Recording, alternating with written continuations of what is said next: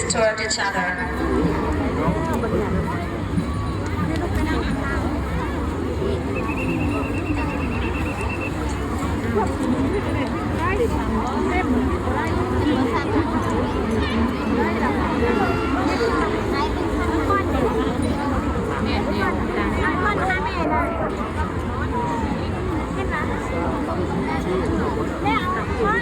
ไอ้พอดมาพี่เอาพอดมาข้างหน้าใช่พอดเพ่นอ่ะ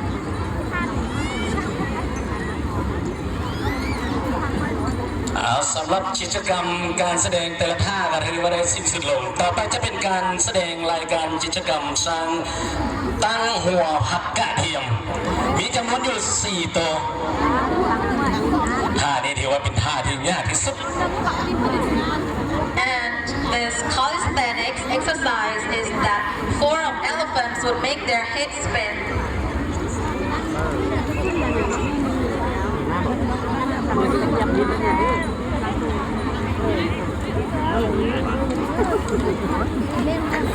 ออกมาแล้วสำหรับสร้างที่จะมาตั้งหัวกระเทียม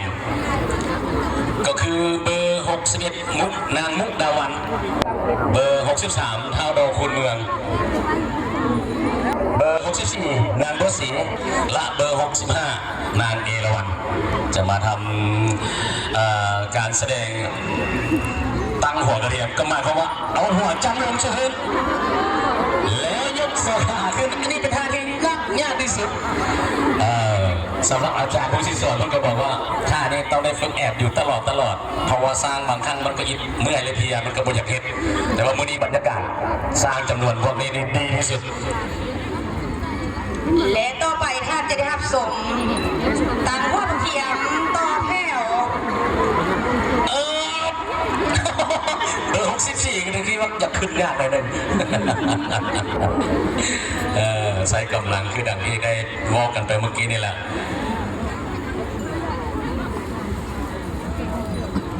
และรายการต่อไปเป็นรายการที่11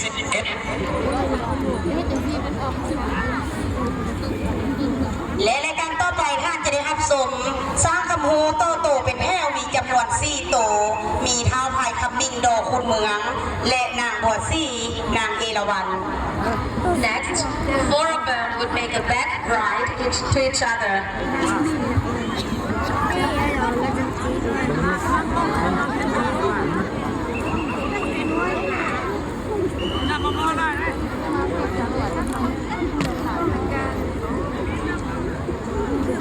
สำหรับท่านี้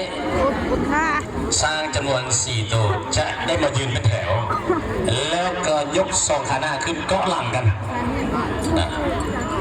เป็นกีฬากายกรรม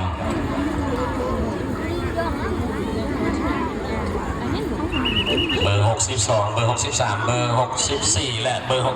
65ละเริ่มต้นเก่งไล่เบอร์65ขึ้นต่อนี่ขอเสียงตบมือสมเสยแน่คู่หลังแห้งกับบุไรเนี่ยเขาเช่ากับต้องได้โยกคือกันเลยย่านภาพหลุด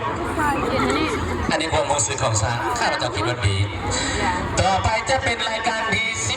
12เป็นรายการสร้างขโมจะมาใส่หมวกให้คน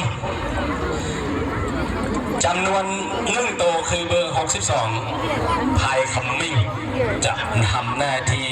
เอาหมวกซุบใส่หัวให้คนขออาสาสมัครจากท่านผู้ชมของเรื่องท่านผู้ใดก็ได้จำนวน4 คนตอนฝึกซ้อมอยู่ในเมื่อวานเมื่อคืนนี้มีอาสาสมัครจากนักท่องเที่ยวต่างประเทศก็มี